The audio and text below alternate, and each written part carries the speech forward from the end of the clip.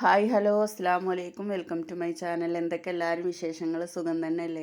അപ്പം ഞാൻ നല്ല കറുത്തൊരു നേന്ത്രപ്പഴം ഉണ്ടായിരുന്നു കേട്ടോ. അപ്പോൾ അത് വെച്ചിട്ട് ഞാനും ഒരു മോഹൻലാലിൻ്റെ ഫേവറേറ്റ് അത്രേ, പിന്നെ അത് ഞാനൊന്ന് ഉണ്ടാക്കി നോക്കിട്ടോ. അപ്പോൾ നല്ല ടേസ്റ്റ് ഉണ്ട് കേട്ടോ, സംഭവം നല്ല ടേസ്റ്റ് ഉണ്ട്. അപ്പോൾ എല്ലാവരും ഒന്ന് ട്രൈ ചെയ്ത് നോക്കോണ്ട് കേട്ടോ. അതിന് വേണ്ടിയിട്ട് ഞാനിതാ 3 നേന്ത്രപ്പഴമാണ് എടുത്തിട്ടുണ്ടായിരുന്നത്. പിന്നെ കുറച്ച് ശർക്കര പൊടിച്ചെടുത്തിട്ടുണ്ടായിരുന്നു. പിന്നെ കുറച്ച് തേങ്ങ എടുത്തിട്ടുണ്ട് കേട്ടോ. ശർക്കര ഞാൻ കത്തി വെച്ചിട്ട് ഇങ്ങനെ ചിരണ്ടി എടുക്കുകയാണ് ചെയ്തിട്ടുണ്ടായിരുന്നത് കേട്ടോ. ഒന്നാൽ നമുക്കിങ്ങനെ നൈസായിട്ട് കിട്ടുമല്ലോ, അല്ലെങ്കിൽ കഷ്ണം കഷ്ണമായിട്ടേക്കാരം കിട്ടുക. അപ്പോൾ ഇതാ ഞാനൊരു പാൻ വെച്ചിട്ട് അതിക്കൊരു ചെറിയ സ്പൂണിന് ഒരു 2 സ്പൂണ് നെയ്യ് ഒഴിച്ച് കൊടുത്തിട്ടുണ്ട് കേട്ടോ. അപ്പം ഇനി നമ്മൾ ഈ കട്ട് ചെയ്ത് വെച്ചിട്ടുള്ള പഴങ്ങൾ ഓരോന്നാക്കിയിട്ട് അടുക്കി വെക്കുക. എന്നിട്ട് അതിൻ്റെ മുകളിലായിട്ട് കുറച്ച് ശർക്കരപ്പൊടി ഇട്ട് കൊടുക്കുകയാണ് കേട്ടോ ചെയ്യണത്. എന്നിട്ട് പിന്നെ ഇതൊരു ഭാഗമായി വരുമ്പോൾ മറ്റേ ഭാഗം മറിച്ചിട്ടാണ് ചെയ്യേണ്ടത് കേട്ടോ. അപ്പം ഞാൻ 2 ചട്ടിയിലായിട്ട് വെച്ചിട്ടുണ്ട്. ഇതിൽ കുറച്ചല്ലേ ഉള്ളൂ ആവുക. അപ്പം ഞാൻ ഒന്നിച്ചായിക്കോട്ടെ എന്ന് വിചാരിച്ചിട്ട് 3 നേന്ത്രപ്പഴം എടുത്തിട്ടുണ്ടായിരുന്നത്. അപ്പം 3 നേന്ത്രപ്പഴം ഒന്നിച്ച് തന്നെ ഉണ്ടാക്കിയെടുക്കുക വെച്ചിട്ട് ഞാൻ 2 ചട്ടിയിലായിട്ട് ഉണ്ടാക്കിയെടുത്തിട്ടുണ്ടായിരുന്നു കേട്ടോ.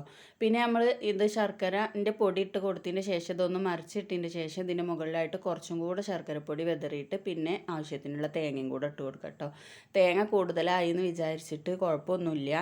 തേങ്ങയൊക്കെ ഉണ്ടെന്നുണ്ടെങ്കിൽ കുറച്ച് കൂടുതൽ തന്നെ ഇട്ട് കൊടുക്കുക കേട്ടോ. നല്ല ടേസ്റ്റാണ് സംഭവം. നെയ്യിൻ്റെയും ശർക്കരൻ്റെയും തേങ്ങൻ്റെയൊക്കെ ആ ഒരു ടേസ്റ്റ് നല്ലതാട്ടോ. പിന്നെ ഇതിൻ്റെ മുകളിലായിട്ട് വരുന്നത് ഐസ്ക്രീമാണ്.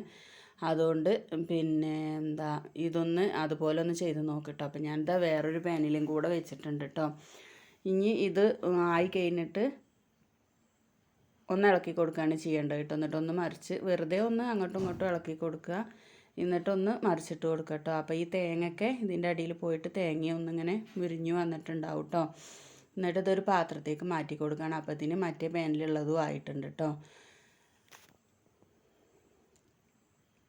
അപ്പോൾ അതാ ഇത് നല്ല പോലെ റെഡി ആയിട്ടുണ്ട്. ഞാനൊരു പാത്രത്തേക്ക് മാറ്റി കൊടുക്കുകയാണ്. അപ്പോൾ മറ്റേ പാനത്തത് ഞാൻ ഓഫാക്കി വെച്ചിട്ടുണ്ട് കേട്ടോ. അപ്പോൾ 2 പാനിലും കൂടെ വെച്ചിട്ട് ഇതാ ഇതുപോലെ കിട്ടിയിട്ടുണ്ട് കേട്ടോ. കാണുമ്പോൾ തന്നെ കഴിക്കാൻ തോന്നണില്ലേ? കുട്ടികൾക്കൊക്കെ നന്നായിട്ട് ഇഷ്ടപ്പെടും ചെയ്യും കേട്ടോ. അപ്പോൾ എല്ലാവരും ഒന്ന് ട്രൈ ചെയ്ത് നോക്കുകൊണ്ട് കേട്ടോ. നേന്ത്രപ്പഴമൊക്കെ എന്തായാലും വീട്ടിലുണ്ടാവുമല്ലോ. അപ്പോൾ ഇപ്പോൾ പഴത്തിനൊന്നും വലിയ വിലയൊന്നും ഇല്ലേനും. അപ്പോൾ ഒന്ന് നേന്ത്രപ്പഴമൊക്കെ കൊടുന്നിട്ട് ഒന്ന് ട്രൈ ചെയ്ത് നോക്കുകൊണ്ട് കേട്ടോ. പിന്നെ ഇതാ ഐസ്ക്രീം കൊടുന്ന് വെച്ചിട്ടുണ്ടായിരുന്നു. ഇനി അതിൻ്റെ മുകളിലായിട്ട് കുറച്ച് ഐസ്ക്രീം ഇട്ട് കൊടുക്കട്ടെ. നമുക്ക് എത്ര ഐസ്ക്രീമാണ് ആവശ്യിച്ചെങ്കിൽ അത്ര ഇട്ട് കൊടുക്കാം. ഞാനിപ്പോൾ ഇതാ ഒരു 3 സ്പൂൺ ഐസ്ക്രീം ഇട്ട് കൊടുത്തിട്ടുണ്ട് കേട്ടോ.